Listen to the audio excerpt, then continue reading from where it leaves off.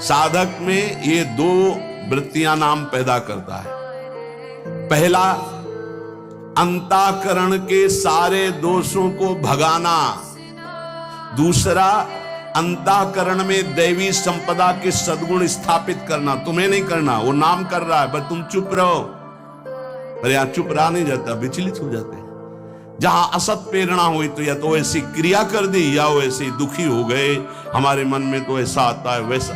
चुप रहो, ऑपरेशन शुरू है तो मवाद निकलेगा, गंदगी निकलेगी, और जो गंदगी निकलेगी तो फिर अच्छे से वो घाव भर जाएगा। जितना दोष निकल रहा है उतना ही सद्गुण आ रहा है। अंतःकरण में भागवतिक सद्गुणों की प्रतिष्ठा होने में देर नहीं लगेगी। तो दोस्तों, आज के इस वीडियो में आप लोग आखिरी तक बने रहिएगा। बहुत ही अच्छा प्रेमानंद जी महाराज आप लोगों को इस वीडियो में जानकारी देंगे। आप लोगों को जानकारी मिलना, ऐसा जानकारी आपको कभी मिला नहीं होगा, तो आप लोग वीडियो को आखिरी तक जरूर देखिएगा। किसको? जो नाम जपने के साथ नाम का ध्यान करता है या नाम जपने के साथ रूप का ध्यान करता है। अब उसके हृदय में भगवत स्वरूप, पवित्रता, शांति, संतोष, निर्भयता, निश्चिंतता, समस्त दैवी संपदा प्रकाशित हो गई। अब तो एक एक नाम के साथ उसको स्वाद मिलने लगा और दिव्य स्वरूप भगवान का उसके हृदय में झलकने लगा। अब भगवान के रूप की प्रतिष्ठा उसके मानस नेत्रों में हो गई। लीला में प्रवेश, सेवा का अधिकार, सब भाव स्वरूप की जागृति, सब पूरा का पूरा प्रकरण ध्यान से बार बार सुनना। जब कोई साधक नाम जब प्रारंभ करता है, नाम जाकर के अंदर ज्ञान जागृति नहीं करता। प्रारंभ में सुप्त वासना प्रवृत्तियां जो छुपी उनको जागृत करता है। उठ और भाग यहां से। अब वो कुसंस्कार, दुर्गुण, दुराचार दल के दल वहां हैं अंतःकरण में। जैसे जैसे साधक नाम जब बढ़ाता है वैसे वो अपने बल के साथ प्रकट होते हैं। परमार्थ का साधक यदि सत्संगी नहीं हुआ तो वो समझता है कि ये तो बहुत बड़ा विघ्न सामने उपस्थित हो गया, हृदय जल रहा है और पाप वासनाएं इतनी बढ़ती जा रही। साधक में प्रारंभ में इनका परिचय ना होने के कारण वो पराजित होने लगता है कि अब तो बहुत गंदी बातें आ रही हैं, भजन रोक दो। अतएव साधक घबराए नहीं, इन विकारों के अधीन न हो, नाम जप रूपी परम साधन छोड़े नहीं। बिल्कुल मंगलमयी बात समझ लो, ये बात कई बार हो चुकी है, पर जो लिखा हुआ है उसे सुनोगे तो ज्यादा विश्वास हो सकता है। वैसे लगेगा ये अपने मन से कहते हैं। साधक प्रारंभ में पराजित करने की सामर्थ्य नहीं रखता। अतएव घबरा करके इनका परिचय ना जानने के कारण वो या तो इनके अधीन होकर फिर गलत कार्य करने लगता है या भयभीत होकर साधन नाम जप करना छोड़ देता है।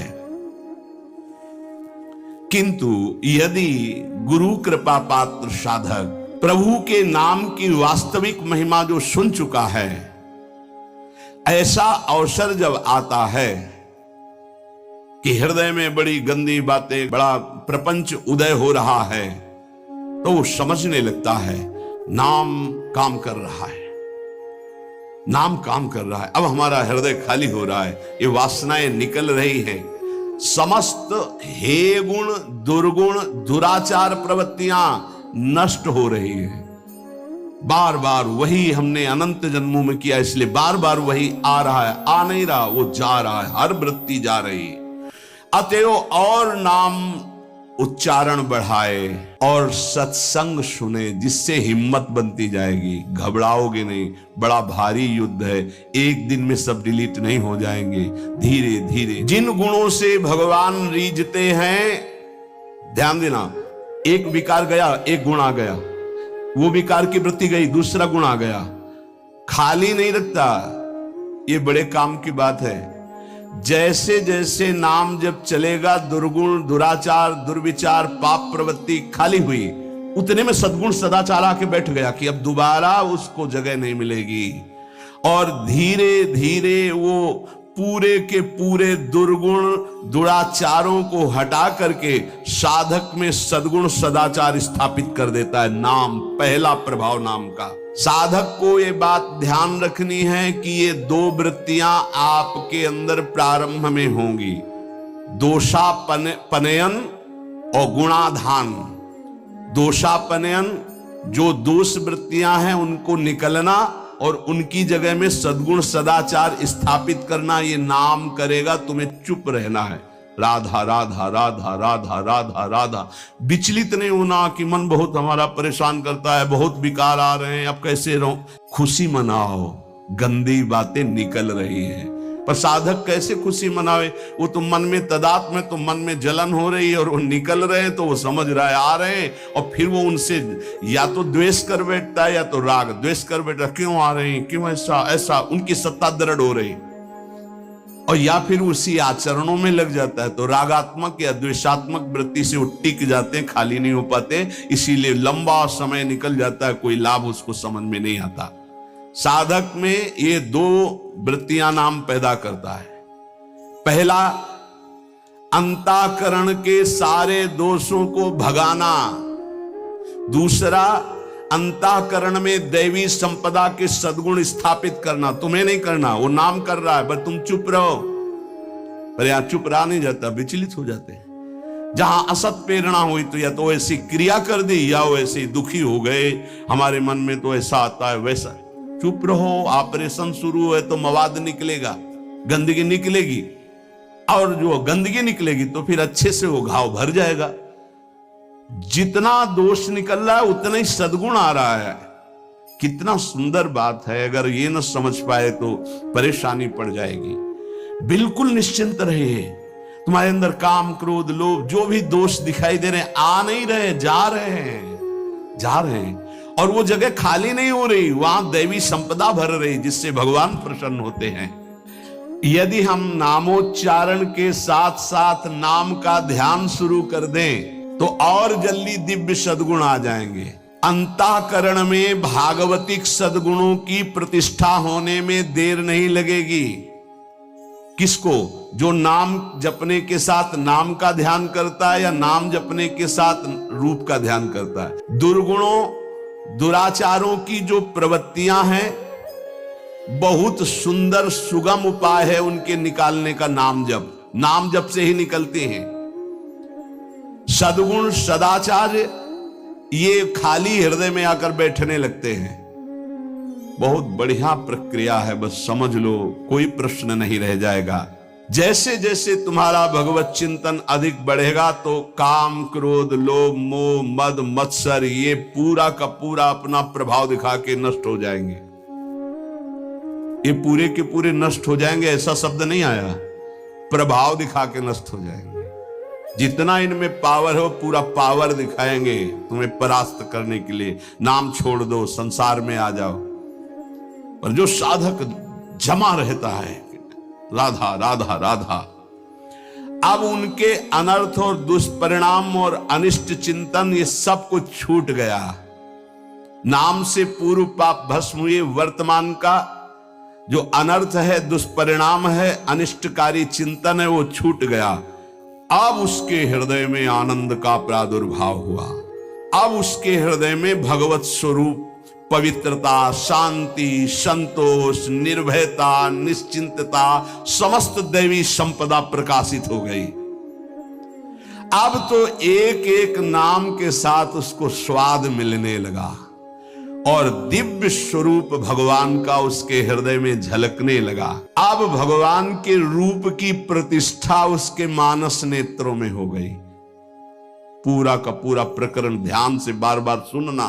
अब उसके हृदय में जो आनंद आया, उस आनंद में उसे आत्मस्वरूप का बोध हो जाता है। मन अद्भुत आनंदित, तो भगवत दृष्टि जागृत हो गई। ये दो अधकचरी दशा के नाम जापक होते हैं, इनकी बड़ी दुर्दशा होती है। मुख से तो नाम उच्चारण करते हैं, और शरीर के आचरण करते हैं वही जो मन बुद्धि कहते हैं, तो उनका वास्तविक नाम जप नहीं हो पाता, क्योंकि थोड़ी देर मुख से नाम उच्चारण कर लिया, फिर असत आचरण किए, असत चिंतन किए, तो ये जो अधकचरापन है ये बहुत कष्ट देने वाला है। सच्चा नाम स्मरण जो पीछे वर्णन किया गया, आपको परास्त नहीं होना, बराबर नाम। इसके साथ जब नाम का चिंतन, रूप का चिंतन, तब समझो कि आप अधकचरी अवस्था से बाहर आ गए। अभी तो बहुत गंदी बातें चिंतन में आती हैं, अभी तो लड़ना पड़ेगा, इतना तो लड़ने के लिए तैयार रहो। अगर ये कह दो ये सब हमसे नहीं होगा, तो एक उपाय है, किसी महाभागवत को पूरा जीवन समर्पित कर दीजिए, खत्म खेल आपका। ये भी देख लीजिए करके, पूरा जीवन अक्षरशः समर्पित, थोड़ी गुरुदेव की बात, थोड़ी मेरे मन की बात। ये अधकचरापन, भगवान ने नारद जी को कहा था, अधकचरे योगी का मेरा साक्षात्कार नहीं होता। थोड़ा गुरुदेव की बात माननी है, थोड़ी अपनी बात माननी है, अधकचरापन। पूरी बात गुरुदेव की माननी है, बस बढ़िया बात बन जाएगी। जब निकले वो मूड़े ही मुड़ा लिया है भगवत मार्ग में, फिर क्या, फिर अपने मन की बात क्या रह गई। नाम, नामी और नाम धारक तीनों एक हो जाते हैं, ध्यान दीजिए, अभेद हो गया। नाम, नामी और नाम धारक तीनों एक हो गए। नाम में, नामी में, नाम धारक भगवत स्वरूप, कोई अंतर नहीं रह गया नाम में, नामी में और नाम जापक में। ये परिपक्व अवस्था नाम की, जापक की हुई। नाम स्मरण की बात जिह्वा से नाम, कंठ से नाम और फिर हृदय से नाम प्रारंभ हो जाता है, अंतरात्मा से। अब जब हृदय से नाम चल रहा है तो प्रेम स्फुरित हुआ, बस सब सामर्थ्य जागृत हो गई। प्रेम जागृत होते ही सब सामर्थ्य जागृत हो गई, भगवत प्रेम हो गया। तो प्रेमानंद जी महाराज जी द्वारा दिया गया जानकारी अगर आप लोगों को अच्छा लगा होगा तो चैनल को सब्सक्राइब करके वीडियो को लाइक और शेयर ज़रूर करें, और वीडियो को शेयर ज़रूर करें अपने घर परिवार वालों के पास। कमेंट बॉक्स में आप लोग अपना राय भी ज़रूर दीजिएगा। मिलता हूँ इसी प्रकार के किसी नई वीडियो, नई जानकारी के साथ आप लोगों के